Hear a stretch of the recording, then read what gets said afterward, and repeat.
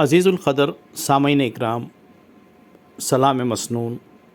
اللہ کا بےحد کرم ہے، اس کا شکر ہے کہ آپ اور ہم ایک بڑے محترم مہینے میں سانس لے رہے ہیں۔ اس کا ایک ایک لمحہ خیر و برکت ہے۔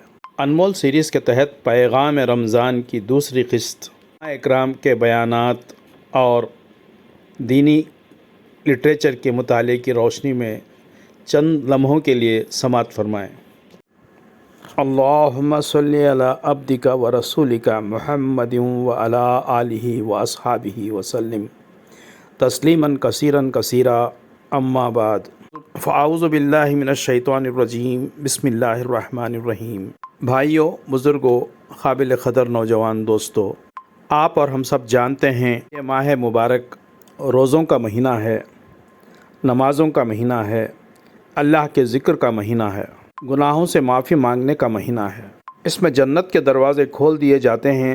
اس مہینے میں جہاں تک ہو سکے زیادہ سے زیادہ نماز، ذکر اور تلاوت قرآن میں وقت صرف کرنا ہے۔ لڑائی جھگڑے اور گناہوں کے کام سے ہم تمام کو دور رہنا ہے۔ غریبوں، مسکینوں، بیواؤں کی مدد کرنا ہے۔ ضرورت مندوں اور محتاجوں کی خبر گیری کرنا ہے۔ اللہ کی رحمتوں سے فیض یاب ہونے کا بہترین وقت ہم سب کو مل رہا ہے۔ اس سے فائدہ اٹھانا ہے اور اپنے لیے زیادہ سے زیادہ نیکیوں کا سرمایہ جمع کرنا ہے۔ دوستو، روزہ بڑی اہم عبادت ہے۔ بندہ صرف اپنے مالک کے حکم کی تعمیل کرنے اور اس کی خوشنودی حاصل کرنے کے لیے اپنا کھانا پینا چھوڑ دیتا ہے اور اپنی بہت سی جائز خواہشات کی تکمیل پر بھی پابندی لگا لیتا ہے۔ دلوں کو برائیوں سے پاک کرنے کے لیے بندے کا یہ عمل بہت ہی مفید ہے۔ اس سے تقویٰ پیدا ہوتا ہے۔ بندے کے دل میں اللہ کی ناخوشی سے بچنے اور اس کی نافرمانی سے ڈرنے کا جذبہ پیدا ہوتا ہے، اور پھر وہ جو کچھ کرتا ہے یا کہتا ہے اس سے پہلے یہ سوچ لیتا ہے کہ میرے اس فعل سے کہیں میرا مالک ناخوش تو نہ ہوگا۔ یہی وہ قوت ہے جو انسان کی تمام صلاحیتوں کو شر کے راستوں میں صرف ہونے سے بچا کر خیر کے راستوں میں صرف کراتی ہے۔ اسی کی بدولت انسان شیطان بننے سے باز رہ سکتا ہے اور انسان بن سکتا ہے۔ بھائیوں، یہ مہینہ جس طرح بدنی عبادتوں کے لیے خاص ہے، اسی طرح مالی عبادتوں کے لیے بھی اس کی بڑی اہمیت ہے۔ فقیروں اور مسکینوں کی مدد، عزیز اور اقربا کے ساتھ حسن سلوک اور ان کے دکھ درد میں شرکت، اللہ کے دین کی سربلندی کے لیے زیادہ سے زیادہ مالی قربانی، یہ سارے کام ایسے ہیں کہ اس مہینے میں ان کا اجر و ثواب کتنے ہی گناہ بڑھ جاتا ہے۔ مال کا صرف کرنا دل کی پاکیزگی حاصل کرنے کے لیے بے حد مفید ہے۔ دل کے بے شمار روگ اللہ کی راہ میں مال خرچ کرنے سے دور ہوتے ہیں۔ زکوٰۃ ادا کرنے کے لیے بھی یہ وقت بہترین وقت ہے۔ زکوٰۃ اسلام کا ایک رکن ہے اور اسلامی نظام کی عمارت کا نہایت ہی اہم ستون ہے۔ اللہ تعالیٰ نے ہر اس شخص پر فرض کیا ہے جو صاحب نصاب ہو۔ عزیزوں، مال خرچ کرنے کے بارے میں مومن کا نظریہ عام دنیا داروں سے مختلف ہوتا ہے۔ دنیا دار سمجھتا ہے کہ اللہ کی راہ میں مال خرچ کرنے سے مال گھٹتا ہے، لیکن مومن یہ جانتا ہے کہ اللہ کی راہ میں خرچ کرنا ہی دراصل مال کا بچا لینا ہے۔ ایک حدیث قدسی ہے، اللہ تعالیٰ ارشاد فرماتا ہے، یا ابن آدم انفق علیک، اے آدم کی اولاد، تو میری راہ میں خرچ کر تو میں تیرے اوپر خرچ کروں۔ جائز کمائی سے حاصل کیا ہوا مال جب اللہ کی راہ میں خرچ کیا جاتا ہے تو اس سے مومن کے لیے دنیا اور آخرت دونوں میں خیر کے دروازے کھل جاتے ہیں۔ یہ بات اگرچہ کسی مادہ پرست دنیا دار کی سمجھ میں نہیں آ سکتی، لیکن مومن کا ایمان ہے اور بے شمار اہل ایمان کا تجربہ ہے۔ بھائیوں، دو چیزیں ایسی ہیں جو صدقہ اور خیرات کو برباد کر دیتی ہیں اور پھر مال خرچ کرنے والے کو کچھ ہاتھ نہیں آتا۔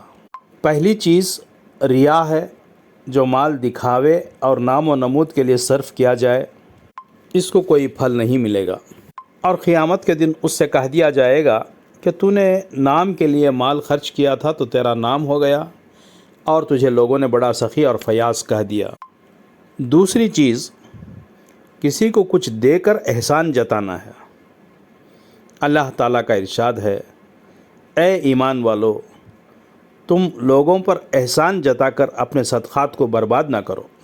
مومن جب کسی کے ساتھ احسان کرتا ہے تو دراصل وہ خود اپنے اوپر احسان کرتا ہے، کیونکہ اس سے وہ اپنے لیے اللہ کی رحمتیں حاصل کرتا ہے۔ بھائیو، اس مبارک مہینے کی فضیلتیں کوئی کہاں تک بیان کرے۔